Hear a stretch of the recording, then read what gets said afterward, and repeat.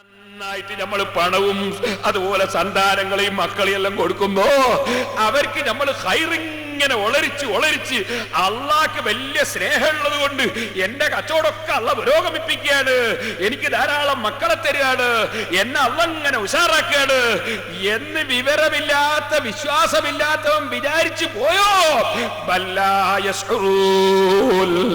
അവര് ബോധമില്ലാത്തവര് തന്നെയാണ് നബിയേ. എന്റെ കൊടുതി വലിയ പരീക്ഷയാ, എന്റെ കൊടുതി വലിയ പരീക്ഷയാ. പരീക്ഷയിൽ ജയിച്ചിങ് കയറിപ്പോരണം. കിട്ടുന്നത് കൊണ്ടാരും ഞാൻ വലിയ ആളാന്ന് വിചാരിക്കണ്ട, അത് ഒരു രംഗത്തും വിചാരിക്കണ്ട. ഏത് രംഗത്തും കിട്ടുന്നവൻ പേടിച്ച് വിറക്കണം. ഈ പാവപ്പെട്ട ഞാൻ ഇവിടുന്ന് പ്രസംഗിക്കുമ്പോ നിങ്ങൾ കുറച്ച് ആളുകൾ മുന്നിലിരിക്കുമ്പോ ഞാൻ വലിയ ആളാണ് എന്റെ മനസ്സിൽ വിചാരിച്ചാൽ എന്റെ അധപ്പതനം തന്നെ. പണക്കാരൻ ഞാൻ വലിയ പണക്കാരനാണെന്ന് വിചാരിക്കുമ്പോ അധപ്പതനം തന്നെ. അല്ലാഹു തആല ഓരോ സെക്കൻഡിലും തരുന്ന നിഅമത്തുകളല്ലാതെ, അല്ലാഹു ഓരോ സെക്കൻഡിലും നിയന്ത്രിക്കുന്നത് കൊണ്ടല്ലാതെ ആർക്ക് എന്ത് അധികാരമുണ്ട് സഹോദരന്മാരെ? ആർക്കെന്ത് പവറുണ്ട്? പവർ മുഴുവനുമുള്ളവൻ അല്ലാഹു അല്ലേ? അല്ലാഹു അക്ബർ, അല്ലാഹു അക്ബർ, അല്ലാഹു അക്ബർ, അല്ലാഹു അക്ബർ. പ്രസവിക്കപ്പെട്ട ഉടനെ തന്നെ നിന്റെ ചവിട്ടിൽ ആദ്യം 4 പ്രാവശ്യം കേൾപ്പിച്ചത് അതല്ലേ വലിയവൻ അള്ളയാണ്. പള്ളിയിൽ നിന്ന് എല്ലാ ദിവസവും 5 നേരവും വിളിച്ചു പറയുന്നത് എന്നല്ലേ അള്ള വലിയവനാണ്. നീ വലിയവനല്ലടോ. എത്ര വലിയ പണക്കാരനാണെങ്കിലും വലിയവനല്ല, എത്ര വലിയ പണ്ഡിതനായാലും വലിയവനല്ല, എത്ര വലിയ സ്വാധീനമുള്ളവനും വലിയവനല്ല.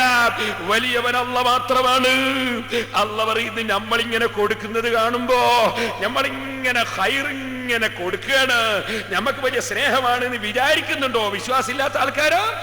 ഇന്നല്ലദീന ഹും മിൻ ഖശിയത്തി റബ്ബിഹിം മുസ്ഫിഖൂൻ. എല്ലാവരും അങ്ങനെയല്ല കേട്ടോ. അല്ലാഹു പറയുന്നു ഇന്നല്ലദീന ഹും മിൻ ഖശിയത്തി റബ്ബിഹിം മുസ്ഫിഖൂൻ. അവരവരുടെ റബ്ബിനെ ഭയപ്പെട്ട് അല്ലാഹുവിനെ പേടിച്ച് വിറക്കുന്ന ആളുകളുണ്ട്. അവരിങ്ങനെ വലിയ വിഷമത്തിലാണ്, ബേജാറിലാണ്. അല്ലാഹ് എന്താണ് നമ്മളെ കൊണ്ട് വിചാരിച്ചത്? അല്ലാഹ് എന്താ ചെയ്യാൻ പോകുന്നത്? ബേജാറിലാണവര്. വല്ലദീനഹും ബിആയാതി റബ്ബിഹിം യുമിനൂൻ. അവർ അല്ലാഹുവിന്റെ ആയത്തുകളെ കൊണ്ട് ഉറച്ചു വിശ്വസിക്കുന്നവരാണ്. വല്ലദീനഹും ബിറബ്ബിഹിം ലാ യുശ്രികൂൻ. അവർ അല്ലാഹുവിൽ മറ്റാരെയും ഒന്നിനെയും പങ്കു ചേർക്കുന്നവരല്ല. അല്ലാഹുക്ക് തുല്യനായി ഒരാളുമില്ല. അല്ലാഹുവിന്റെ ഗുണങ്ങളിലും അവന് തുല്യമായി ആരുമില്ല. അല്ലാഹ് എല്ലാ നിലക്കും ഏകനാണ്. വല്ലദീന യൂതൂന മാ ഖുലൂബുഹും വജില അന്നഹും ഇലാ റബ്ബിഹിം റാജിഊൻ. അത്തരക്കാരുടെ സദഖ എങ്ങനെയാണെന്നറിയോ? അല്ലാഹുവിൽ ഉറച്ചു വിശ്വസിച്ച മുഅ്മിനീങ്ങളുടെ സദഖ എങ്ങനെയാണെന്നറിയോ? സദഖ കൊടുക്കുമ്പോൾ ഇത് നഷ്ടമായി പോയി എന്ന നിലക്കല്ല അവരുടെ സദഖ. അവരെ ധർമ്മത്തെ കുറിച്ച് അല്ലാഹ് പറയാണ് വല്ലദീന യൂതൂന മാ ആതൗ. അവർ കൊടുക്കുന്ന വസ്തുക്കൾ, അവർ കൊടുക്കുന്ന ധനങ്ങൾ, അവർ കൊടുക്കുന്ന സംഗതികൾ അവർ കൊടുക്കുന്നു. വഖുലൂബുഹും വജില. അവരുടെ മനസ്സിങ്ങനെ വിറക്കുകയാണ്. എന്തിനാ വിറക്കുന്നതെന്നറിയോ? ഇത് പോയിപ്പോയല്ലോ എന്ന് വിചാരിച്ചുള്ള പറയല്ല. അന്നഹും ഇലാ റബ്ബിഹിം റാജിഊൻ. അവരെ റബ്ബിന്റെ അടുക്കലേക്ക് മടങ്ങിപ്പോകുന്നവരാണല്ലോ. അല്ലാഹുവിന്റെ കോടതിയിലെത്തുമ്പോ ഞാൻ കൊടുത്ത 10 ലക്ഷം, ആ 10 ലക്ഷം അല്ലാഹ് സ്വീകരിച്ചിട്ട് എനിക്ക് ഫലം കിട്ടുമോ? ഞാനിപ്പോ കൊടുക്കുന്ന 1 കോടി, ആ കോടി അല്ലാഹ് സ്വീകരിച്ചിട്ട് എനിക്ക് ഫലം കിട്ടുമോ? പടച്ചറബ്ബേ, നിന്റെ ദീനിന് എന്റെ പണം വേണ്ട. പടച്ചറബ്ബേ, നിന്റെ ദീനിന് പേരോട് അബ്ദുറഹ്മാന്റെ പ്രസംഗം വേണ്ട.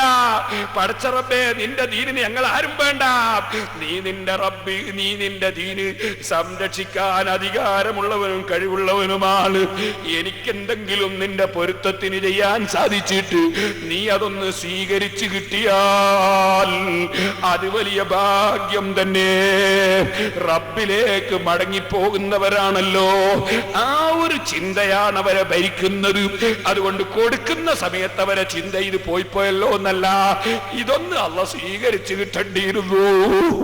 ആരും അറിയേണ്ടതില്ല, ആരും കേൾക്കേണ്ടതില്ല, ഒരു പേപ്പറിലും പേര് വരേണ്ടതില്ല, ഒരു നോട്ടീസിലും കാണേണ്ടതില്ല, ഒരു സ്റ്റേജും ഒന്നും പറയേണ്ടതില്ല. ഞാൻ കൊടുക്കുന്ന എന്റെ റബ്ബിന് വേണ്ടി ആ റബ്ബന്നിത് സ്വീകരിച്ചു കിട്ടേണ്ടിയിരുന്നു, ആ റബ്ബന്നിത് പൊരുത്തപ്പെടേണ്ടിയിരുന്നു. ഈ ഒരു ചിന്തയിൽ അവർ അല്ലാഹുവിൽ ലയിച്ചുകൊണ്ട് അവര് പേടിക്കുന്നവരാണ്, അവരെ ഹൃദയം പിടക്കുന്നവരാണ്. അല്ലാഹ് ഇതൊന്ന് സ്വീകരിക്കുമോ? നിന്റെ 10,000 അല്ലാഹ്ക്കെന്തിനു വേണം? നിന്റെ ലക്ഷവും കോടിയും അല്ലാഹ്ക്കെന്തിനു വേണം? ആകാശങ്ങളും ഭൂമിയും ഒക്കെ സൃഷ്ടിച്ച് പോറ്റി വളർത്തുന്ന രാജാവിന് നിന്റെ നക്കാപ്പിച്ച വേണോ സഹോദരാ? നിന്നെ അല്ലാഹ് പരീക്ഷിക്കുകയല്ലേ? പണം തന്നിട്ട്, ധനം തന്നിട്ട് പരീക്ഷിക്കുകയല്ലേ? ഫർളായ സക്കാത്ത് ശരിക്കും കൊടുക്കുന്നുണ്ടോ? പാവപ്പെട്ടവരെ സഹായിക്കുന്നുണ്ടോ? അള്ളാന്റെ ദീനിനോട് സഹകരിക്കുന്നുണ്ടോ? ആ പരീക്ഷയിലൊന്ന് വിജയിച്ചു കിട്ടണമെന്ന നിലക്ക് പരീക്ഷയ്ക്ക് പോകുന്ന കുട്ടികൾക്ക് മനസ്സ് പിടക്കുന്നത് പോലെ അള്ളാഹു ഇത് സ്വീകരിച്ചു കിട്ടുമോ എന്ന ബടക്കലാണ് അവരെ മനസ്സിന്. അങ്ങനെയുള്ള കക്ഷികളെ കുറിച്ച് അല്ലാഹ് പറയാണ്, ഉലൈക യുസാരിഊന ഫിൽ ഖൈറാത്തി വഹും ലാ സാബിഖൂൻ. അവര് ഖൈറായ കാര്യങ്ങളിലേക്ക് ചാടി വീഴുന്നവരാണ് നബിയേ. അവര് ഖൈറായ വിഷയങ്ങളിലേക്ക് ഒളരി വരുന്നവരാണ് നബിയേ. വഹും ലാ സാബിഖൂൻ. അവര് ഖൈറായ വിഷയത്തിൽ ആദ്യം എനിക്ക് ചെയ്യണം, ആദ്യം എനിക്ക് ചെയ്യണം, അയാൾ ചെയ്യുന്നതിനേക്കാൾ കൂടുതൽ എനിക്ക് ചെയ്യണം, അയാൾ ചെയ്യുന്നതിനേക്കാൾ കൂടുതൽ എനിക്ക് ചെയ്യണം, ആദ്യം എനിക്ക് കൊടുക്കണം, ആദ്യം എനിക്ക് കൊടുക്കണം, മറ്റുള്ളവർ കൊടുക്കുന്നതിനേക്കാൾ ഒക്കെ കൂടുതൽ എനിക്ക് കൊടുക്കണം. ഈ ചിന്തയിലാണ് അവര് നബിയേ. വലാ നുകല്ലിഫു നഫ്സൻ ഇല്ലാ വുസ്അഹാ. ഒരു ശരീരത്തോടും ശരീരത്തിന് കഴിയാത്തത് നമ്മൾ കീർത്തിക്കുന്നില്ല. ഇല്ലാത്തവനോട് കൊടുക്കാൻ പറഞ്ഞിട്ടില്ല, കടം പിടിച്ചവൻ കൊടുക്കണം എന്ന് പറഞ്ഞിട്ടില്ല. കടം പിടിച്ചവൻ എന്ന് പറഞ്ഞാലോ 10 കോടിന്റെ ഒരു ബിൽഡിംഗ് ഉണ്ട് എറണാകുളത്ത് എടുത്തിരിക്കുന്നു. അതുകൊണ്ട് ഇപ്പോൾ ഒരു 50 ലക്ഷം കടമുണ്ട്. അവനല്ല കടക്കാരൻ കേട്ടോ, അവൻ വലിയ മുതലാളിയാണ്. ആ മൊയിലാര് പറഞ്ഞ് കടമുള്ള കൊടുക്കണ്ടാന്ന്, എനിക്കുണ്ട് 50 ലക്ഷം കടോ. എന്ത് കടോ? 10 കോടിന്റെ ബിൽഡിംഗ് എടുത്ത വകയിൽ 50 ലക്ഷം കടോ. നീ 9.5 കോടിന്റെ മുതലാളിയാ, അല്ലാതെ 50 ലക്ഷം കടമുള്ളവനല്ല നീ. കടം പറഞ്ഞാൽ കടം പിടിച്ചു പോയവനാ. കടം പിടിച്ചു പോയവൻ കൊടുക്കണ്ട. അതുപോലെ ഞെരിക്കം പിടിച്ചവൻ കൊടുക്കണ്ട. വീട്ടിലാ ഭക്ഷണം കഴിക്കാൻ തന്നെ ഇല്ല, മറ്റുള്ളവർ സഹായിച്ചിട്ടാ ജീവിക്കുന്നവൻ കൊടുക്കണ്ട. സുബ്ഹാനല്ലാഹ്, വൈകുന്നേരം ചായ കുടിക്കാൻ കയ്യിൽ കാശില്ല, പിന്നെയോ ഫത്തുഹുൽ മുഈൻ ഓതാൻ തുടങ്ങുകയാണ്. ഫത്തുഹുൽ മുഈൻ വാങ്ങണം ഉസ്താദ് പറഞ്ഞു, ഫത്തുഹുൽ മുഈൻ വാങ്ങാൻ കയ്യിൽ പൈസ ഇല്ല. അങ്ങനത്തെ മുത്തഅല്ലിമീങ്ങൾ സദഖ കൊടുക്കണ്ട, അവർ ഫത്തുഹുൽ മുഈൻ വാങ്ങട്ടെ, അവർ സദഖ കൊടുക്കണ്ട. അതേ സമയത്ത് ഉള്ളവൻ കൊടുക്കണ്ടേ? അതാണ് അല്ലാഹു തആല പറയുന്നത്, വലാ നുകല്ലിഫു നഫ്സൻ ഇല്ലാ വുസ്അഹാ. ഒരു ശരീരത്തെയും നമ്മൾ കീർത്തിക്കുന്നില്ല കഴിയുന്നതിനെ അല്ലാതെ. വലദൈനാ കിതാബുൻ യന്തിഖു ബിൽ ഹഖ്. ആരും മറച്ചു വെക്കണ്ട. എന്റെ അടുത്ത് ഇല്ല മൊയ്ലിയാരെ, കച്ചവടം ഇല്ല മൊയ്ലിയാരെ, പൈസ ഇല്ല മൊയ്ലിയാരെ, അതൊന്നും ആരും പറയണ്ട. അല്ലാഹ് പറയാണ്, വലദൈനാ കിതാബുൻ യന്തിഖു ബിൽ ഹഖ്. ഉള്ള യാഥാർത്ഥ്യം വിളിച്ചു പറയുന്ന കിതാബ് നമ്മളെടുക്കലുണ്ട് കേട്ടോ. നിന്റെ കണക്ക് അല്ലാഹുവിന്റെ അടുക്കലുണ്ട്. നിനക്ക് എത്ര കാഫ്റ്റേരിയ ഉണ്ടോ, നിനക്ക് എത്ര സൂപ്പർ മാർക്കറ്റ് ഉണ്ടോ, നിനക്ക് എത്ര തെങ്ങുകൾ ഉണ്ടോ, നിനക്ക് എത്ര കച്ചവടമുണ്ടോ, നിനക്ക് എവിടെയൊക്കെ ഷെയർ ഉണ്ടോ, ഒക്കെ അല്ലാഹുവിന്റെ കയ്യിലുണ്ട്. വലദൈനാ കിതാബുൻ യന്തിഖു ബിൽ ഹഖ്. ഹഖ് കൊണ്ട് സംസാരിക്കുന്ന കിതാബ് നമ്മളെടുക്കലുണ്ട് നബിയേ. വഹും ലാ യുദ്ലമൂൻ. അല്ലാഹുവിന്റെ ഭാഗത്ത് നിന്ന് അക്രമം ഉണ്ടാവൂല, ആക്രമിക്കപ്പെടൂല. നിങ്ങളെ കണക്ക് ശരിക്കും അല്ലാഹുവിന്റെ കയ്യിലുണ്ട്. ഓ മുതലാളിമാരെ, കച്ചവടത്തിന്റെ സക്കാത്ത് നോക്കി കണക്ക് നോക്കിയിട്ട് 2.5% കൃത്യമായി സക്കാത്ത് കൊടുത്തേക്കളും. നിന്റെ കച്ചവടം തുടങ്ങിയിട്ട് ഒരു കൊല്ലം തികയുമ്പോ അതിന് 2.5% സക്കാത്ത് കണക്ക് കൂട്ടി അങ്ങ് കൊടുത്തേക്കളും. നീ കുറെ കോടിക്കണക്കിനോ ലക്ഷക്കണക്കിലോ ബാങ്കിലോ മറ്റെവിടെയെങ്കിലുമോ ഡിപ്പോസിറ്റ് ചെയ്തിട്ടുണ്ടോ, പണത്തിന് നീ സക്കാത്ത് അങ്ങ് കൊടുത്തേക്കളും. 2.5% സക്കാത്ത് അങ്ങ് കൊടുത്തേക്കളും. ഈ നോട്ട് എന്ന് പറഞ്ഞാല്, ഈ പണം എന്ന് പറഞ്ഞാല് അതൊന്നിനും കൊള്ളാത്ത കടൽ ബുക്കിനും ഈ നോട്ടിനാണ് വില. പിന്നെ എന്താണ് അതിന് വാങ്ങുന്നത്? ആ നോട്ട് തന്നെയാണ്. സുബ്ഹാനല്ലാഹ്. അവര് ആ നോട്ടിന് വിലയില്ല എന്ന് പറഞ്ഞിട്ട് ഇറക്കുന്ന ബുക്ക് കിട്ടണമെങ്കിൽ 35 രൂപ നോട്ട് തന്നെ കൊടുക്കണം. കാരണം അവരെ ബുക്കിനും ഈ നോട്ടിനാണ് വില. പിന്നെ എന്താണ് അതിനെപ്പറ്റി പറയാൻ? ഞാൻ അതിലേക്ക് ഇപ്പൊ കടന്ന് സംസാരിക്കുന്നില്ല. അല്ലാഹു തആല എല്ലാവർക്കും നല്ല ബുദ്ധി കൊടുക്കട്ടെ. നോട്ടിന് യാതൊരു വിലയുമില്ല എന്ന് പറഞ്ഞിട്ട് അവര് വിൽക്കുന്ന പുസ്തകമുണ്ട്, ആ ബുക്ക് കിട്ടണേ 25 രൂപ നോട്ട് കൊടുക്കണം. തേങ്ങ കൊടുത്താൽ അവർ വാങ്ങൂല, മാങ്ങ കൊടുത്താൽ വാങ്ങൂല, കുരുമുളക് കൊടുത്താൽ വാങ്ങൂല. കാരണം അവർക്കറിയാം പണം എന്ന് പറഞ്ഞാൽ ഈ കറൻസി ആണെന്ന് അവർക്കറിയാം. പിന്നെ ജനങ്ങൾ ആരെങ്കിലും സാധുക്കൾക്ക് വല്ല സക്കാത്തും കൊടുക്കുന്നുണ്ടെങ്കിൽ അത് മുടക്കാൻ വേണ്ടി മസാല പറയണ്ട, മറിച്ച് സാധുക്കൾക്ക് കിട്ടേണ്ട അവകാശം കിട്ടട്ടെ. അതേ വഫീ അംവാലിഹിം ഹഖ്ഖുൽ ലിസാഇലി വൽ മഹ്റൂം. പാവപ്പെട്ടവരുടെ അവകാശം തടഞ്ഞു വെക്കണ്ട. പാവപ്പെട്ടവർക്ക് കിട്ടേണ്ട അവകാശം പാവപ്പെട്ടവർക്ക് കിട്ടണം. ഇതുപോലെ സഹോദരന്മാരെ ഞാൻ നിങ്ങളോട് പറയട്ടെ, സക്കാത്ത് കൃത്യമായി കണക്ക് കൂട്ടി അങ്ങ് കൊടുക്കണം. കൃത്യമായി നമ്മളെ നാട്ടിലെ മുതലാളിമാര് അവരുടെ മുഴുവൻ സൂപ്പർ മാർക്കറ്റുകളും അവരുടെ മറ്റ് കച്ചവടങ്ങളും അവരുടെ ധനങ്ങളും ഒക്കെ ശരിക്ക് കണക്ക് കൂട്ടിയിട്ട് നമ്മളെ നാട്ടിലെ മുതലാളിമാര് സക്കാത്ത് കൊടുക്കുന്നുണ്ടെങ്കിൽ ഞാൻ പറയട്ടെ, നമ്മളെ മഹലിലൊന്നും ഒരൊറ്റ ചെട്ടക്കുടിലുണ്ടാവൂല, ഒരൊറ്റ കട്ടപ്പര ഉണ്ടാവൂല, ഒരൊറ്റ പെണ്ണിന്റെ കല്യാണത്തിന് ബുദ്ധിമുട്ടേണ്ടി വരൂല. പക്ഷേ മുതലാളിമാര് കൊടുക്കാൻ തയ്യാറില്ല. മുതലാളിമാര് കൊടുക്കാതെ പെട്ടിപ്പൂട്ടി വെക്കുകയാണ്. അവരെ ധാരണ ഇതൊക്കെ എനിക്ക് കൊണ്ടുപോകാനുള്ളതാണെന്നാണ്. പരാജയപ്പെട്ടു പോയി കേട്ടോ. ചെറിയ പരാജയമല്ല. സക്കാത്ത് കൊടുക്കാതെ അല്ലാഹുവിന്റെ മുന്നിൽ അങ്ങെത്തുമ്പോ അല്ലാഹു അവന്റെ ഖുർആനിൽ പഠിപ്പിക്കുന്നു, ഓ ജനങ്ങളെ, നിങ്ങൾ സക്കാത്ത് കൊടുക്കാതെ കെട്ടിപ്പൂട്ടി വെച്ചിട്ട് റബ്ബിന്റെ മുമ്പിൽ അങ്ങെത്തുമ്പോ അതാ കെട്ടിപ്പൂട്ടി വെച്ച സാധനങ്ങള് അല്ലാഹു തആല വെറും ഒരു പാമ്പിനെ പോലെ ചവിടിയാക്കിയിട്ട് നിങ്ങളെ കഴുത്തിൽ അണിയിക്കപ്പെടും. അത് നിങ്ങളിങ്ങനെ മഹ്ശറേന്ന് കൊത്തിക്കൊണ്ടിരിക്കും. സക്കാത്ത് കൊടുക്കാതെ വെച്ച സ്വത്ത് ആരും ധരിക്കണ്ട, നീ മരിച്ചുപോയാ നിന്റെ സക്കാത്ത് കൊടുക്കേണ്ട സക്കാത്തിന്റെ കണക്ക് നോക്കിയിട്ട് ആ കണക്കനുസരിച്ച് കൊടുക്കേണ്ടത് മുഴുവനും സാധുക്കൾക്ക് തിരിച്ചു വെച്ചതിന് ശേഷമല്ലാതെ നിന്റെ മക്കൾക്ക് സ്വത്തവകാശം എടുക്കാൻ പാടില്ല, നിന്റെ ഭാര്യക്ക് എടുക്കാൻ പാടില്ല, നിന്റെ കുടുംബത്തിന് എടുക്കാൻ പാടില്ല. എത്ര സക്കാത്ത് കൊടുക്കാറുണ്ടോ നിന്റെ ജീവിതത്തിൽ ഇന്നേ വരെ, എത്ര കൊല്ലത്തെ സക്കാത്തുണ്ടോ അത് മുഴുവനും കണക്ക് കൂട്ടിയിട്ട് അത് മുഴുവനും സാധുക്കൾക്ക് മാറ്റിവെച്ചിട്ടല്ലാതെ മുതലാളിന്റെ ഒരു കച്ചവടവും സ്വത്തവകാശം എടുക്കാൻ അനവകാശികൾക്ക് അധികാരമില്ല. നീ കൊടുക്കാതെ വെച്ചത് കൊണ്ട് അത് ഒഴിവാകുന്നില്ല. നിന്റെ സന്താനങ്ങളും നിന്റെ അവകാശികളും അത് കൊടുത്തിട്ടല്ലാതെ സ്വത്ത് ഭാഗിക്കാൻ പാടില്ല. അത് അവരുടെ അവകാശമാണ്. കൊല്ലം തികയുമ്പോ തന്നെ സാധുക്കൾ നിന്റെ കച്ചവടത്തിന് കൂറുകൂടിപ്പോയി. ആരും കൂറുകൂടാതെ ബാക്കിയുള്ള കൂരാരെയും കൂടി മെല്ലെ അങ്ങട്ട് ഉന്തി നശിപ്പിച്ചിട്ട് എന്റെ കയ്യിലാക്കണോന്നല്ലേ നിന്റെ ചിന്ത. എന്നാ സഹോദരാ, നീ ഓർക്കണം, കൊല്ലം തികയുമ്പോ നിന്റെ കച്ചവടത്തിന് 2.5% പാവപ്പെട്ടവര് കൂറുകൂടിപ്പോയി കേട്ടോ. നീ കൊടുത്തില്ലെങ്കിലും അത് അവരുടേത് തന്നെ, അവരുടെ അവകാശം തന്നെ. കൊടുത്തില്ലെങ്കിൽ ആഖിറത്തിൽ നിന്റെ കഴുത്തിൽ അതാഭരണമായി ഖിയാമനാളിൽ അത് കഴുത്തിൽ കൊത്തുന്ന, കഴുത്തിലിടപ്പെടുന്ന പാമ്പിന്റെ കോലത്തിൽ അത് നിന്നെ കൊത്തി ശിക്ഷിക്കുമെന്ന് അല്ലാഹുവിന്റെ ഖുർആൻ പഠിപ്പിക്കുന്നു. ഒട്ടകത്തിന്റെയും മറ്റും സക്കാത്ത് നമ്മളെ നാട്ടിൽ ഇല്ലാത്തതുകൊണ്ട് ഞാൻ പറയുന്നില്ല.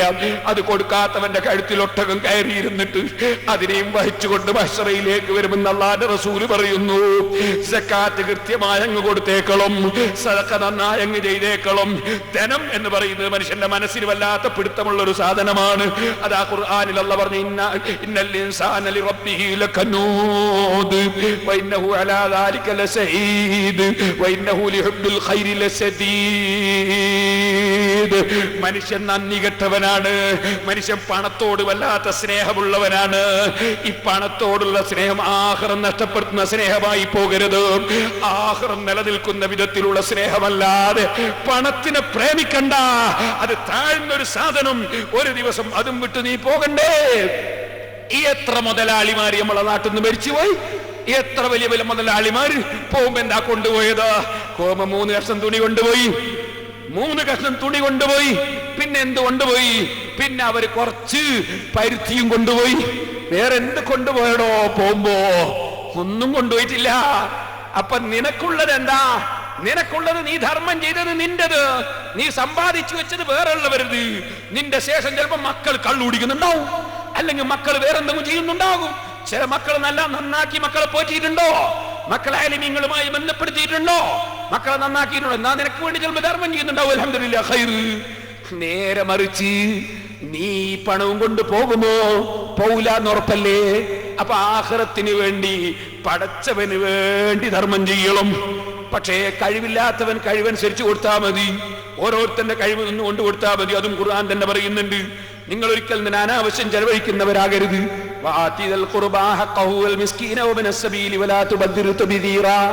ഇന്നൽ മുബദ്ദിരീന കാനൂ ഇഖ്വാനശ് ശയാത്തീൻ വകാന ശൈത്താനു ലിറബ്ബിഹി കഫൂറാ. നിങ്ങൾ ചെലവഴിക്കണം, കുടുംബക്കാർക്ക് കൊടുക്കണം. ചിലർ പുറത്ത് നന്നായിട്ട് ധർമ്മം ചെയ്യും, കുടുംബങ്ങൾക്ക് കൊടുക്കൂല. ചിലർ വിഡ്ഢികളല്ലേ അവര്? കുടുംബത്തിനല്ലേ ആദ്യം കൊടുക്കേണ്ടത്. ചിലർ മൊയ്യാര് ചോദിച്ചാൽ പള്ളിക്ക് കൊടുക്കും, മദ്രസ കൊടുക്കും, സിമെന്റ് കൊടുക്കും, കമ്പിയും കൊടുക്കും, മെറ്റൽ കൊടുക്കും. സ്വന്തം കുടുംബത്തിലെ വാപ്പട്ടവർക്ക് കൊടുക്കൂല. അത് പറ്റൂല. മൊയ്യാരി ചിലപ്പോൾ പറയാൻ മടിക്കൂ, കാരണം അത് അയാൾക്ക് സിമെന്റ് കിട്ടണല്ലോ. അത് പറ്റൂല. ദീനായിട്ട് തന്നെ പറയണോ? സാധുക്കൾ പാവപ്പെട്ടവർ കുടുംബത്തിലുണ്ടെങ്കിൽ അവരെ പരിഗണിച്ചു കൊടുക്കണം.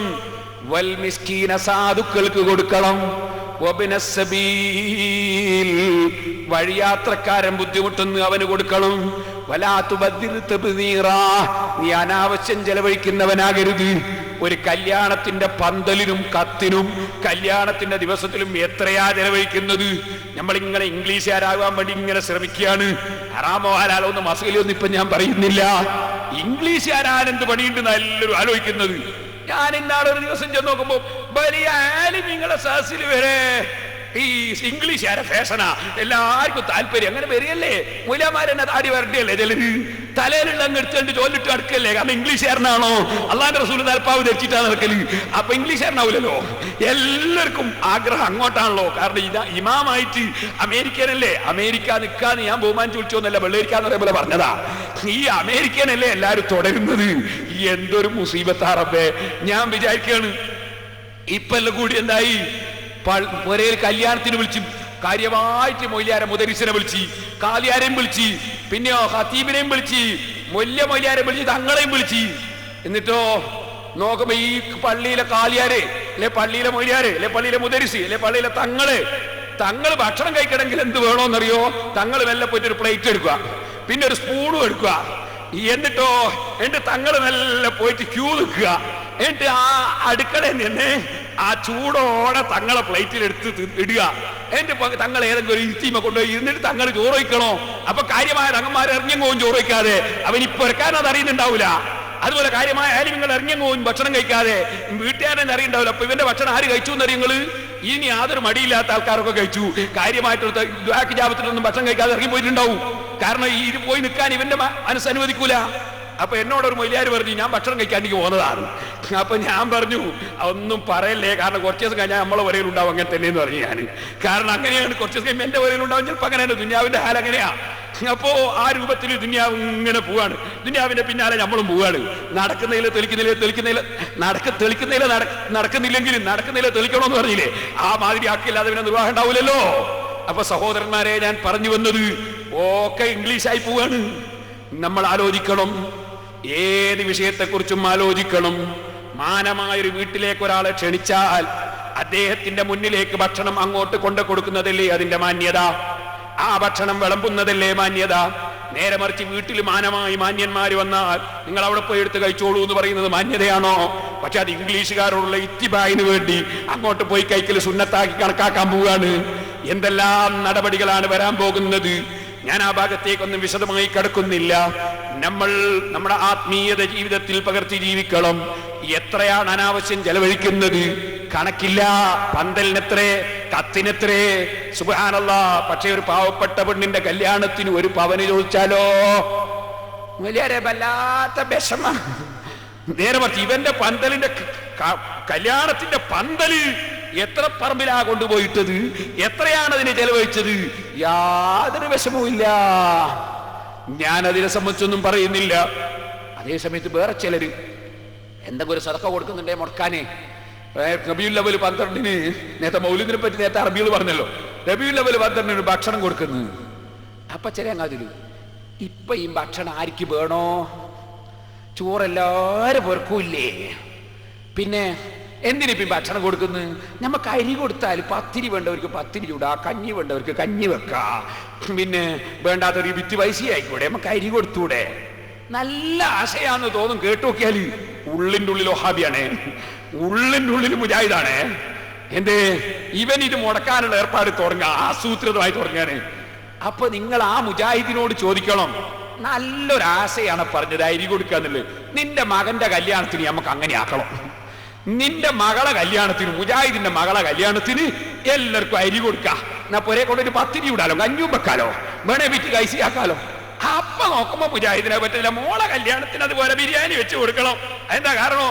ഭക്ഷണം കൊടുക്കുമ്പോ ഒരു സന്തോഷം ആവുള്ളൂ എന്നാ. അതെന്നെ സൂക്കേട് റസൂലുള്ള ജനിച്ചന്ന് സന്തോഷിച്ചൂടാ.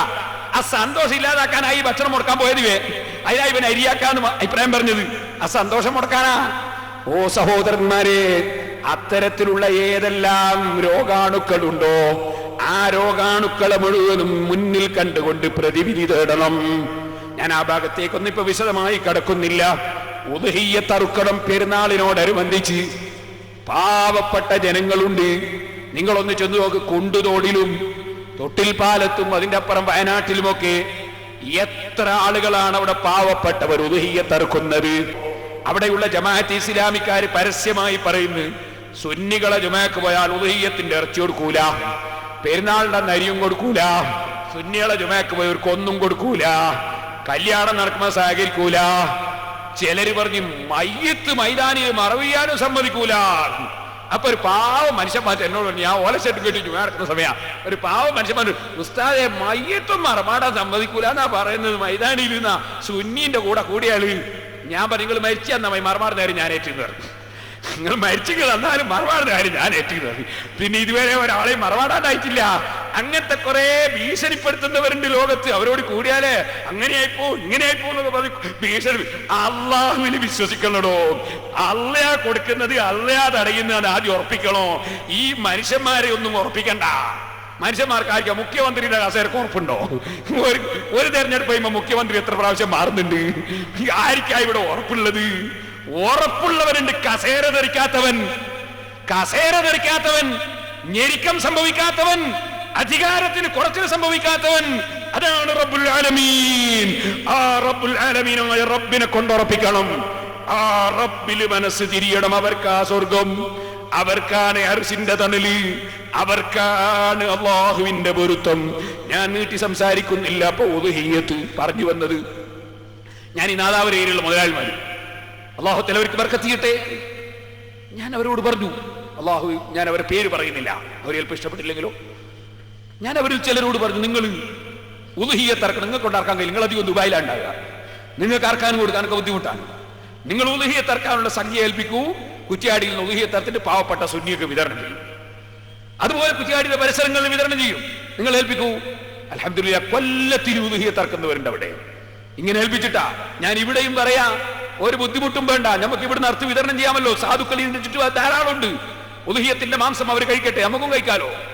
എന്റെ പണമുള്ള ആളുകൾ ഉദ്ഹിയ്യത്തിന്റെ ഷെയർ ചേരാൻ വേണ്ടി നമ്മുടെ പള്ളിയിലെ ഖതീബിന്റെ അടുത്ത് ഏൽപ്പിച്ചാൽ മതി. എന്റെ ഉദ്ഹിയ്യത്തിന്റെ മാംസം നമുക്ക് വിതരണം ചെയ്യാനുള്ള സംവിധാനം ഉണ്ടാക്കണം. അങ്ങനെ ഓരോ സ്ഥലത്തും ചെയ്യാമല്ലോ. എന്നാ ഉദ്ഹിയ്യത്ത് നടക്കും. അധികാരം പൈസ കൊടുക്കാൻ മടിച്ചിട്ടല്ല, അതിനേക്കാളൊക്കെ കൂടുതൽ കൊടുക്കുന്നവരായിരിക്കും. പൈസ കൊടുക്കാൻ മടിച്ചിട്ടല്ല. പിന്നെ അതിന് അധ്വാനിക്കാൻ കഴിയൂല, നമ്മളെ കൊണ്ട് നോക്കാൻ കഴിയൂല. പിന്നെ ആളുകൾക്ക് ആക്ഷേപമായിരിക്കും, അവൻ ഇറച്ചി കിട്ടിയില്ല, മറ്റൊരു കിട്ടിയില്ല. ഇങ്ങനത്തെ ഒരു ആക്ഷേപം ഉണ്ടാവില്ല. നമ്മൾ കൈകാര്യം ചെയ്താല് കിട്ടിയവർ കിട്ടി, കിട്ടാത്തവർ കിട്ടിയില്ല. കിട്ടിയില്ലെങ്കിൽ എന്ത്? ഒന്നുമില്ല. കിട്ടിയാലെന്ത്? ഒന്നാലുമില്ല. കിട്ടിയവനൊക്കെ തിന്നോട്ടെ, അല്ലാത്തൊന്നും തിന്നണ്ട. ഈ ആക്ഷേപം മേടിച്ചിട്ടാ പലരും ചെയ്യാത്ത. ഞാൻ ഒരാൾ, നിങ്ങൾ എന്താണോ മൗലൂദ് കഴിക്കാത്തത്? മൗലൂദ് കഴിക്കാത്ത മുസ്ലിയാന്മാര് മൗലൂദ് കഴിക്കണം, ചെറുങ്ങനെങ്കിലും കഴിക്കണം, എന്നാലേ സാധാരണക്കാർ കഴിക്കുള്ളൂ. അതിന് മൊയ്ലാമാർ മൗലൂദ് ഒറ്റയും കഴിക്കൂല. പിന്നെ എങ്ങനെ മറ്റുള്ളവർ മൗലൂദ് കഴിക്കുക? പണ്ട് പഠിക്കേണ്ട മൊയ്ലാമാരെ കണ്ടിട്ടേ മറ്റുള്ളവർ പഠിക്കേണ്ടത്. അതിന് ആലിമീങ്ങൾ ആദ്യം മൗലൂദ് കഴിക്കണ്ടേ?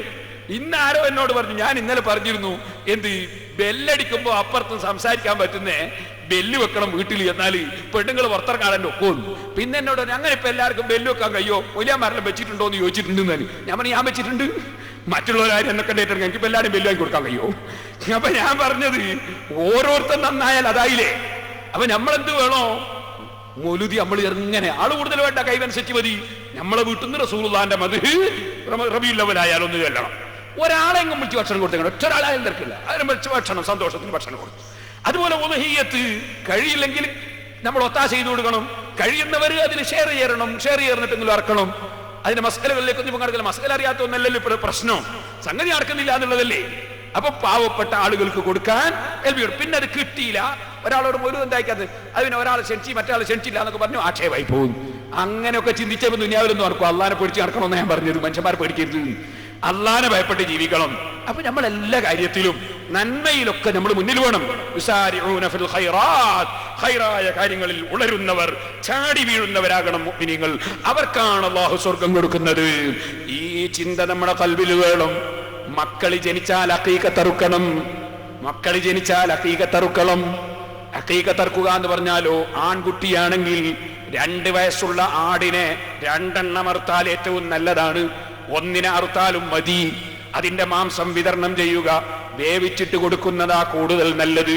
ഉദ്ഹിയ്യത്തിന്റെ മാംസമാണെങ്കിൽ വേവിക്കാതെ പച്ച കൊടുക്കുന്നതാണ് നല്ലത്. സഹോദരന്മാരെ, അഖീഖത്ത് അങ്ങനെ തന്നെയാകണമെന്നില്ല.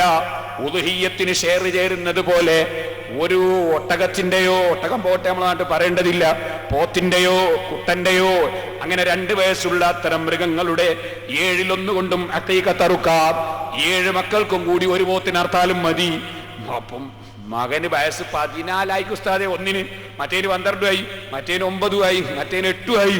അങ്ങനെ 7 കുട്ടികളുടെ 7 കുട്ടിയും കൂടി ഒറ്റപ്പോത്തിനർത്താൽ മതി. എന്നിട്ടോ അങ്ങ് വിതരണം ചെയ്താൽ മതി. അപ്പൊ നിന്നിൽ നിന്ന് അഖീഖത്ത് വിട്ടുപോകില്ല. കുട്ടിക്ക് പ്രായം തികയുന്നത് വരെ ബാപ്പന്റെ പേര് തന്നെയാണ് ആ ചുമതല. പ്രായം തികഞ്ഞാലോ ബാപ്പ അർത്തിട്ടില്ലെങ്കിൽ ആ കുട്ടിന്റെ പേര് തന്നെയാ ചുമതല. എന്റെ അഖീഖത്ത് എന്റെ ബാപ്പ അർത്തിട്ടില്ലെങ്കിൽ ഇപ്പൊ എനിക്ക് അർക്കൽ സുന്നത്താ. എനിക്ക് വയസ്സത്രയായിരുന്നത് ഓട്ടില്ല, അഖീഖത്ത് ഒഴിവായി പോവില്ല. അഖീഖത്തർക്കൽ സുന്നത്താണ്. ആ സുന്നത്തും ധർമ്മത്തിന്റെ ഭാഗമാണ്. ഉദ്ഹിയ്യത്ത് ധർമ്മത്തിന്റെ ഭാഗമാണ്. ഈ പെരുന്നാളിനോടനുബന്ധിച്ച് ഉദ്ഹിയ്യത്തർക്കുന്ന ധാരാളം ആളുകൾ വേണം. വയല് പറയുന്നത് വെറുതെയല്ല, വയല് കൊണ്ട് ഫലം കിട്ടാനാണ്. ആരെങ്കിലും ഒരാൾ പ്രവർത്തിച്ചാൽ നമുക്ക് അതിന്റെ പ്രതിഫലം ലഭിക്കും. അല്ലാഹു നമ്മുടെ മജ്‌ലിസുകൾ അല്ലാഹു പൊരുത്തപ്പെട്ട മജ്‌ലിസായി സ്വീകരിക്കട്ടെ. ഞാൻ ദീർഘിപ്പിച്ച് സംസാരിച്ച് ഇന്ന് നിങ്ങളെ ബുദ്ധിമുട്ടിക്കൊന്നില്ല. ഇൻഷാ അല്ലാഹ് ബാക്കി കാര്യങ്ങൾ നാളെയും മറ്റന്നാളുമായി നമുക്ക് പറയാം. അല്ലാഹു തആല നല്ലവരായി ജീവിച്ച് നല്ലവരായി മരിക്കാൻ നമുക്കൊക്കെയും തൗഫീഖ് നൽകട്ടെ. അനാവശ്യം ചെലവഴിക്കുന്നതിന് പകരം ആവശ്യമുള്ള വിഷയങ്ങളിലൊക്കെ ചെലവഴിക്കണം. ഒരു കാര്യം, ഒരു ചെറിയ ചരിത്രം പറഞ്ഞുകൊണ്ട് ഞാൻ എന്റെ പ്രസംഗം നിർത്തട്ടെ. സഹോദരന്മാരെ, ബഹുമാനപ്പെട്ട സുൽത്താനുൽ ആരിഫീൻ അഹ്മദുൽ കബീർ റിഫാഈ ഖദ്ദസല്ലാഹു സിർറഹുൽ അസീസ്, ബഹുമാനപ്പെട്ടവരുടെ ഒരു ചെറിയ ചരിത്രം പറഞ്ഞുകൊണ്ട് ഞാൻ നിർത്തട്ടെ. ഒരു കാര്യം മസ്അല പറഞ്ഞപ്പോ ഞാൻ ദീർഘിപ്പിച്ചപ്പോ ഞാൻ പറഞ്ഞതിന്റെ ഇടക്കൊന്ന് 2 മസ്അല പറഞ്ഞാണ്. ഉദ്ഹിയ്യത്ത് അറുത്ത് കൊടുക്കുമ്പോ അതിൽ പച്ച തന്നെ കുറച്ച് സദഖ ചെയ്യണം. പാവപ്പെട്ടവൻ ഒരു 500 എങ്കിലും, 1 കിലോ എങ്കിലും നമ്മൾ പാവപ്പെട്ടവർക്ക് കൊടുക്കണം. ബാക്കി പാവപ്പെട്ടവർക്ക് തന്നെ കൊടുക്കണമെന്നില്ല, എല്ലാവർക്കും കൊടുക്കാം. അതിന്റെ മസ്അല ഇൻഷാ അല്ലാഹ് സമയം കിട്ടിയാൽ ഞാൻ പിന്നെ പറയാം. സാധുക്കൾക്ക് ഉദ്ഹിയ്യത്തിന്റെ മാംസം കിട്ടിയാൽ അവർക്ക് തിന്നുകയും ചെയ്യാം, മറ്റൊരാളെ തീറ്റിക്കുകയും ചെയ്യാം, വിൽക്കുകയും ചെയ്യാം. പണക്കാർക്ക് ഉദ്ഹിയ്യത്തിന്റെ മാംസം കിട്ടിയാൽ സ്വന്തം തിന്നാം, വിൽക്കാൻ പറ്റൂല. അതുപോലെ ഉദ്ഹിയ്യത്തിന്റെ കുറെ മസ്അലകൾ പറയാനുണ്ട്. ഉദ്ഹിയ്യത്തിന്റെ തോല് അത് പള്ളിക്ക് കൊടുക്കരുത്, മദ്രസക്ക് കൊടുക്കരുത്. യതീംഖാനക്കാർ വന്നാൽ അവർക്കും കൊടുക്കണ്ട. യതീംഖാനക്കാർ അവരെ കമ്മിറ്റിയിൽ എടുത്തിട്ട് ബിൽഡിംഗ് ഉണ്ടാക്കും, അല്ലെങ്കിൽ ബെഞ്ച് വാങ്ങൂ, അല്ലെ വേറെ എന്തെങ്കിലും പരിപാടിയാക്കും, അപ്പോ അല്ലെങ്കിൽ പറമ്പ് വാങ്ങും. അതിനൊന്നും ഉദ്ഹിയ്യത്തിന്റെ തോല് കൊടുക്കാൻ പറ്റൂല. ഉദ്ഹിയ്യത്തിന്റെ തോല് സാധുക്കൾക്ക് കൊടുത്തേ, അവര് വിറ്റ് കാശാക്കിക്കോട്ടെ, വിരോധമില്ല. അതേസമയം നമുക്ക് ബിൽഡിങ്ങുകൾക്കും അതുപോലെ കമ്മിറ്റികൾക്കൊന്നും ഉദ്ഹിയ്യത്തിന്റെ മാംസം കൊടുക്കണ്ട, പള്ളിക്ക് കൊടുക്കണ്ട, മദ്രസക്ക് കൊടുക്കണ്ട, ഉദ്ഹിയ്യത്തിന്റെ മാംസവും കൊടുക്കണ്ട, തോലും കൊടുക്കണ്ട. നിയമം ഒരുപോലെയാണ്. എന്നാൽ പാവപ്പെട്ടവർക്ക് തോല് കൊടുത്താൽ അവർക്ക് വിറ്റ് പൈസയാക്കാം. അത് അവർക്ക് വേണേ സദഖയും ചെയ്യാം. അത് അവർക്ക് അങ്ങനെയാണ്. അവർക്ക് തോല് കിട്ടിയാലും അങ്ങനെ, ഇറച്ചി കിട്ടിയാലും അങ്ങനെ. ഉദ്ഹിയ്യത്തിന്റെ ഇറച്ചി കിട്ടിയാൽ കൊണ്ട് അങ്ങാടി കൊണ്ട് വിറ്റ് പൈസയാക്കി, ഒരു വിരോധമില്ല. പാവപ്പെട്ടവനായിരിക്കണം, മിസ്കീനായിരിക്കണം. മിസ്കീന്മാർക്ക് പറ്റും. അതൊക്കെ ഇൻഷാ അല്ലാഹ് പിന്നീട് പറയാം. ഇപ്പൊ ഞാൻ കടക്കുന്നില്ല, ഞാൻ പറഞ്ഞ ചരിത്രത്തിലേക്ക് തന്നെ കടക്കട്ടെ. ബഹുമാനപ്പെട്ട സുൽത്താനുൽ ആരിഫീൻ അഹ്മദുൽ കബീർ റിഫാഈ, സഹോദരന്മാരെ, ഇന്ന് സമയം കുറച്ച് വൈകിപ്പോയ ദിവസമാണ്. വിഷയം കുറെ ബാക്കിയുണ്ട്. ഇൻഷാ അല്ലാഹ് ഞാൻ നാളെയും മറ്റന്നാളും പറയാം. ബറക്കത്തിനൊരു ചരിത്രം പറയുകയാണ്.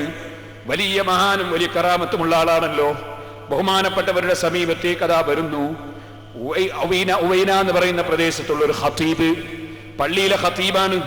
അദ്ദേഹം വന്നിട്ട് പറയുന്നു, വലിയ ഷെയ്ഖാണ് ജമാലുദ്ദീൻ, ഷെയ്ഖ് ജമാലുദ്ദീൻ വന്ന് പറയുന്നു, ഓ അഹ്മദുൽ കബീർ റിഫാഈ, എന്റെ തൊട്ടടുത്ത വീട്ടില് അതാ ഷെയ്ഖ് ഇസ്മായിൽ ഇബ്നു അബ്ദുൽ മുൻഇം എന്ന് പറയുന്ന മഹാനുണ്ട്.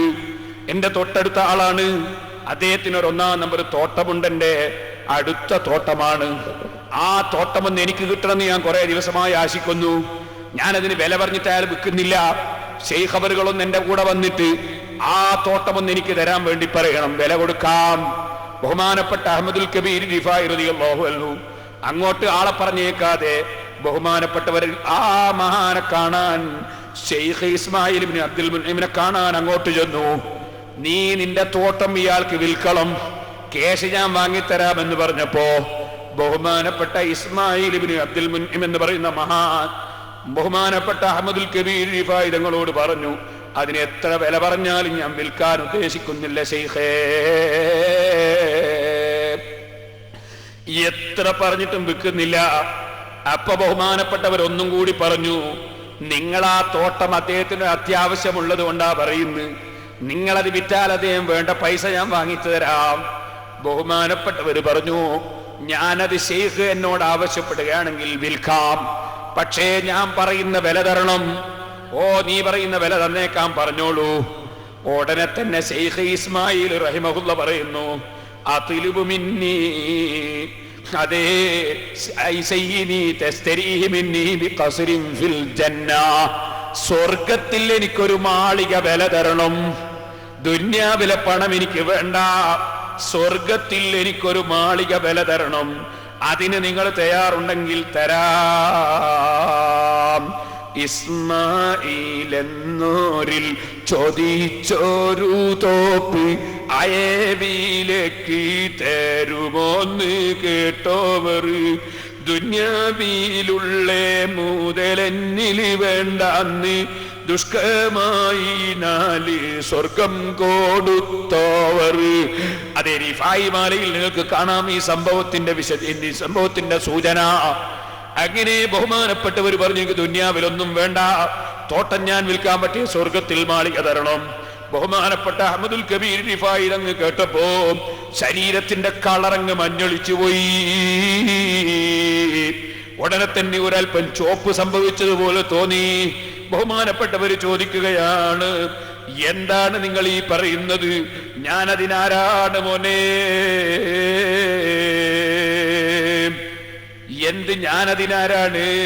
വലദീ മൻ അന ഹീന തത്ലുബു മിന്നി ഹാദാ ഹത്താ തത്ലുബ മിന്നി ഹാദാ, സ്വർഗത്തിലെ മാളിക തരണമെന്ന് എന്നോട് പറയാൻ ഞാനാരാണടോ?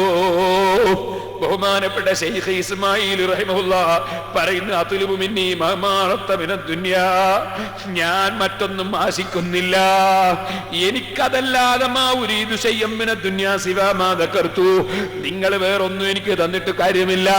നിങ്ങൾ സ്വർഗത്തിൽ മാളിക തരുമെങ്കിൽ ഞാൻ ഈ തോട്ടം അദ്ദേഹത്തിന് കൊടുത്തേക്കും. ബഹുമാനപ്പെട്ട അഹ്മദുൽ കബീർ റിഫായി സ്വന്തം ആവശ്യത്തിനല്ല ചോദിക്കുന്നത്, പാവപ്പെട്ട മറ്റൊരാൾക്ക് വേണ്ടിയാ ചോദിക്കുന്നത്. സുബ്ഹാനല്ലാഹ്, അഹ്മദുൽ കബീർ റിഫായി തലയും താഴ്ത്തി അവിടെ ഇരുന്നു. ആ ഇരുത്തം കുറച്ച് സമയം ഇങ്ങനെ ഇരുന്നതിന് ശേഷം പെട്ടെന്ന് തല ഉയർത്തിയിട്ട് പറയുന്നു, ഇസ്മായിൽ ഖദിസ്തറൈതു മിങ്കൽ ബുസ്താന ബിമാ തലബ്ത, കച്ചവടമടിച്ചു, സ്വർഗത്തിൽ മാളിക ഞാനങ്ങ് തരും, ഞാൻ വിൽപ്പന ഉറപ്പിച്ചു. അല്ലാഹുവിങ്കൽ നീ ഇൽഹാം കിട്ടാൻ വേണ്ടി കാത്തു നിന്നതാണ്, അല്ലാഹുവിങ്കൽ അറിവ് കിട്ടാൻ വേണ്ടി കാത്തു നിന്നതാണ്. അല്ലാഹുവിന്റെ ഔലിയാക്കൾ ചിലരുണ്ട്, അവർക്ക് ഖൽബിൽ അല്ലാഹു തആല ചില വിവരങ്ങൾ അങ്ങ് കൊടുക്കും. അത് ശറഇന്റെ നിയമത്തിന് എതിരാവൂല. ശറഇന്റെ നിയമത്തിന് എതിരായിട്ട് എന്തെങ്കിലും സംഗതി ഔലിയാക്കൾക്ക് മനസ്സിലായതാന്ന് പറഞ്ഞാൽ വലിച്ചെറിയണമെന്ന ഔലിയാക്കൾ തന്നെ പഠിപ്പിച്ചിട്ടുള്ളത്. നിസ്കരിക്കണ്ടെന്ന് എന്റെ മനസ്സിൽ തോന്നി എന്ന് പറഞ്ഞാൽ ശൈത്താനാ തോന്നിപ്പിച്ചത്, അല്ലാഹല്ല, മലക്കുകളല്ല. അപ്പൊ നല്ല കാര്യം തോന്നിപ്പിച്ചാൽ, ശറഇന് തെറ്റില്ലാത്ത കാര്യം തോന്നിപ്പിച്ചാൽ വിരോധമില്ല. അഹ്മദുൽ കബീർ റിഫായി തങ്ങളുടെ മനസ്സിൽ അല്ലാഹ് വിവരം അങ്ങ് കൊടുത്തു, നിങ്ങൾ ഏറ്റെടുത്തോ, ഞാൻ കൊടുത്തോളാം. ഇന്നല്ലാഹ മഅല്ലദീന തഖവ്വ വല്ലദീന ഹും മുഹ്സിനൂൻ. മഹാന്മാരെ കൂടെയാണ് അല്ലാഹ് എന്ന് ഖുർആനിൽ അല്ലാഹ് പറഞ്ഞിട്ടുണ്ടല്ലോ. ലഹും അജ്റുഹും മിൻദ റബ്ബിഹിം വലാ ഖൗഫുൻ അലൈഹിം വലാ ഹും യഹ്സനൂൻ. അവർക്ക് അല്ലാഹ് പ്രതിഫലം കൊടുക്കും. അവർ പേടിക്കേണ്ടതില്ല, ദുഃഖിക്കേണ്ടതില്ല. അവർക്ക് ആവശ്യമുള്ളത് അല്ലാഹ് അങ്ങ് കൊടുക്കും. അങ്ങ് അല്ലാഹ് ഏറ്റെടുത്ത മഹാന്മാരാണ്. ആ മഹാന്മാരിൽ വലിയ പ്രമുഖനാണ് സയ്യിദി അഹ്മദുൽ കബീർ റിഫായി. അല്ലാഹുവേ, അവിടുത്തെ ബർക്കത്ത് കൊണ്ട് അവിടുത്തെ കാണാൻ ഭാഗ്യം തരണം റഹ്മാനേ. നിന്റെ ഔലിയാക്കളെ പ്രിയം വെച്ചതല്ലാതെ ഞങ്ങളെ കയ്യിലൊന്നുമില്ല. നീ അവരെ കാണാൻ ഞങ്ങൾക്ക് ഭാഗ്യം തരണം റഹ്മാനേ. അവരെ കൂടെ ഞങ്ങൾ സ്വർഗത്തിൽ ഒരുമിച്ച് കൂട്ടണം റഹ്മാനേ. അഹ്മദുൽ കബീർ റിഫായി റളിയല്ലാഹു തആല അൻഹു തങ്ങൾ ഏറ്റെടുത്തു, സ്വർഗത്തിൽ നിനക്ക് മാളിക തരാം. ഇസ്മായിൽ ബിൻ മുഅല്ലിം റളിയല്ലാഹു അൻഹു മറുപടി പറ്റൂല, എനിക്കത് ഗ്യാരണ്ടി എഴുതിയെങ്കിൽ തരളും. നിങ്ങളെ കയ്യക്ഷരത്തിൽ എഴുതിയെങ്കിൽ തരളും. ബഹുമാനപ്പെട്ട അഹ്മദുൽ കബീർ റിഫായി വന്ന് കടലാസ് കൊണ്ടുവാ. കടലാസ് കൊണ്ടുവന്ന് ബിസ്മില്ലാഹിർ റഹ്മാനിർ റഹീം ഹാദാ വസ്തറ ഇസ്മായിൽ ഇബ്നു അബ്ദുൽ മുന്നിം മിനൽ അബ്ദുൽ ഫഖീറിൽ ഹഖീർ അഹ്മദ് ഇബ്നു അബുൽ ഹസൻ റിഫായി ളാമിനൻ ലഹു അലാ കറമില്ലാഹി തആല ഖസ്റൻ ഫിൽ ജന്ന തഹഫു അർബഅതു ഹുദൂദിൻ അൽ-അവ്വൽ ഇലാ ജന്നത്തി യദിൻ നസാനി ഇലാ ജന്നത്തിൽ മഅവാ അസ്സാലിസു ഇലാ ജന്നത്തിൽ ഖുൽദി അർ-റാബി ഇലാ ജന്നത്തിൽ ഫിർദൗസ് ബിജമീ ഹൂരിഹി വവിൽദാനിഹി വഫുർസിഹി വഉസ്റതിഹി വഅൻഹാരിഹി വഅസ്ദാരിഹി വലബുസ്താനിഹി ഫിദ്ദുനിയ വല്ലാഹു ലഹു ശാഹിദു വഖഫീ. ഇക്രിമത്തിന്റെ വാചകമാണ്. ബിസ്മില്ലാ എഴുതിയതിനു ശേഷം എഴുതുന്നു, പാവപ്പെട്ട സാധുവായ ഹഖീറായ ഫഖീറായ അടിമയായ അഹ്മദ് ഇബ്നു അബുൽ ഹസൻ റിഫായി ജാമ്യം നിന്നുകൊണ്ട് ഇസ്മായിൽ ഇബ്നു അബ്ദുൽ മുന്നമിൽ നിന്ന് വാങ്ങുന്നു. അതേ അദ്ദേഹത്തിന് കൊടുക്കാതെ പറഞ്ഞു ഖസ്റൻ ഫിൽ ജന്ന, സ്വർഗ്ഗത്തിൽ ഒരു മാളിക കൊടുക്കാമെന്നാ പറയുന്നത്. അതിന് 4 അതിരുകളുണ്ട്. ജന്നത്ത് അതിനുണ്ട്, ജന്നത്തുൽ മഅവയുണ്ട്, ജന്നത്തുൽ ഖുൽദുണ്ട്, ജന്നത്തുൽ ഫിർദൗസ് ഉണ്ട്. ആ മാളികയിൽ ഹൂറുൽ ലീങ്ങളുണ്ട്. ആ മാളികയിൽ ചെറിയ കുട്ടികളുണ്ട്, ഭാര്യമാരുണ്ട്, വിരിപ്പുകളുണ്ട്, കട്ടിലുകളുണ്ട്, നദികളുണ്ട്.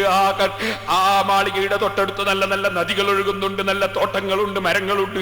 അദ്ദേഹത്തിന്റെ ദുനിയാവിലുള്ള തോട്ടത്തിന് പകരം കൊടുക്കുന്നതാണ്. അല്ലാഹ് ഇതിന് സാക്ഷിയാണ്, അല്ലാഹ് ഇതിന് ജാമ്യക്കാരനാണ്. ഈ കത്തെഴുതി ഒപ്പിട്ടങ്ങ് കൊടുത്തു. എഴുതിയ കത്ത് എഴുതിയിട്ട് ചുരുട്ടിയിട്ട് കൊടുത്തു. അഹ്മദുൽ കബീർ റിഫായി തങ്ങൾ കൊടുത്തപ്പോ ഇസ്മായിൽ ശൈഖ് അവറുകൾ ഏറ്റെടുത്തു. അപ്പൊ തന്നെ സ്വത്ത് വിട്ടുകൊടുക്കണ്ടേ? നേരെ തോട്ടത്തിന്റെ സമീപത്തേക്ക് നോക്കുമ്പോ അവിടുന്ന് മക്കൾ ഇങ്ങനെ കൃഷിക്ക് നനക്കുന്നുണ്ട്. മക്കളെ വിളിച്ചു പറഞ്ഞു, വരൂ മക്കളെ, എല്ലാവരും ഇറങ്ങിക്കോളൂ, തോട്ടം ഞാൻ വിറ്റുപോയി. അഹ്മദുൽ കബീർ റിഫായി തങ്ങൾ പറഞ്ഞിട്ട് വിറ്റതാ. ഉടനെ തന്നെ മക്കൾ ചോദിക്കുന്നല്ല, ബാപ്പാ അങ്ങനെ വിറ്റാ നമ്മൾ സമ്മതിക്കൂല, ഞങ്ങൾക്കൊക്കെ വളരെ ഉപകാരമുണ്ടാകേണ്ട തോട്ടമാണിത്, ബാപ്പ എന്നെങ്ങനെ വിറ്റത്? ഉടനെ തന്നെ ബാപ്പന്റെ മറുപടി, വെറുതെ വിറ്റതല്ല മക്കളെ, സ്വർഗത്തിൽ മാളിക കിട്ടിയിട്ട് വിറ്റതാ.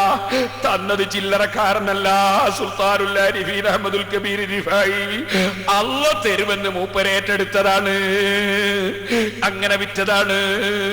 ഉടനെ തന്നെ മക്കൾ പറഞ്ഞു, എന്നാ ബാപ്പാ ഞങ്ങൾക്കും അതിൽ കൂറുകളും. ബാപ്പ കൊടുക്കുമ്പോൾ സ്വർഗത്തിന് വേണ്ടി കൊടുക്കുമ്പോ മക്കള് തടഞ്ഞു വെക്കുകയല്ല, ഭാര്യ തടഞ്ഞു വെക്കുകയല്ല. കൊടുക്കുന്നവരെ തടയുന്ന ഭാര്യമാരില്ലേ? ഭാര്യ കൊടുക്കുമ്പോൾ തടയുന്ന ഭർത്താക്കന്മാരില്ലേ? മക്കള് കൊടുക്കുമ്പോൾ തടയുന്ന ബാപ്പാരില്ലേ? ബാപ്പ കൊടുക്കുമ്പോൾ തടയുന്ന മക്കളില്ലേ? മക്കള് പറയുന്ന സ്വർഗത്തിലെ അമ്മക്കും കൂറുകളും ബാപ്പ കൊടുക്കുന്ന ഈ വിരോധമില്ല. ആയിക്കോട്ടെ മക്കളെ, നിങ്ങൾക്കും അതിൽ കൂറ് തന്നെ. ഉടനെ തന്നെ എല്ലാവരും ഇറങ്ങി തോട്ടം ഏൽപ്പിച്ചു കൊടുത്തു. കയ്യിലുള്ള കത്തി എല്ലാവർക്കും മക്കൾക്ക് കാണിച്ചു കൊടുത്തു. ഫഹുവലീ വലക്കും വല്ലാഹു അലാ മാ നഖൂലു വകീൽ. അല്ലാഹയാണ് നമ്മൾ പറയുന്നതിന് മുഴുവനും ഏറ്റെടുക്കുന്നവൻ, നിങ്ങൾക്കും കൂറാണിത്. എല്ലാവർക്കും തൃപ്തിപ്പെട്ടു പോയി. ഖതീബ് ജമാലുദ്ദീൻ റഹിമഹുല്ലാ തോട്ടം കൈവശത്തിൽ പെടുത്തി. അദ്ദേഹത്തിന് അത്യാവശ്യമുള്ള തോട്ടമാണ്. മക്കളതായി മഹാനായ ഇസ്മായിൽ ഇബ്നു അബ്ദുൽ മുന്നിം റളിയല്ലാഹു അൻഹു മക്കളോട് വസിയത്ത് ചെയ്ത്, ഞാൻ മരിച്ചാൽ അഹ്മദുൽ കബീർ റിഫായി എന്ന എഗ്രിമെന്റിന്റെ കടലാസ് എന്റെ കഫൻ തുണിയിൽ വെച്ചിട്ട് മറവ് ചെയ്യണം കേട്ടോ. മക്കളെ പറഞ്ഞതുപോലെ തന്നെ ബാപ്പ മരണപ്പെട്ടപ്പോ ആ പറഞ്ഞതുപോലെ തന്നെ മറവ് ചെയ്തതിന് കഴിഞ്ഞതിന് ശേഷം അത് മറവ് ചെയ്യുന്ന സമയത്ത് കഫൻ തുണിയിൽ ഈ എഗ്രിമെന്റിന്റെ കടലാസം വെച്ചിട്ട് കഫൻ ചെയ്തു.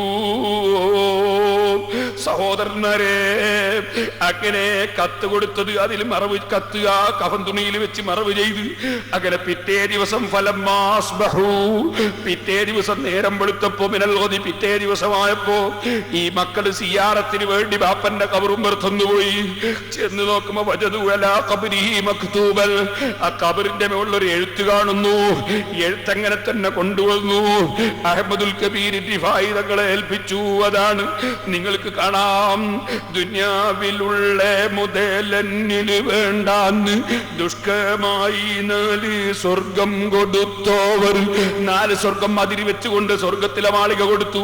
മവാഅദീനിന്നും ഫിർദൗസ് ഖുൽദിന്നും മർഹത്തവർക്കന്ന് ഖുദ്റത്തിൽ വന്നോവർ.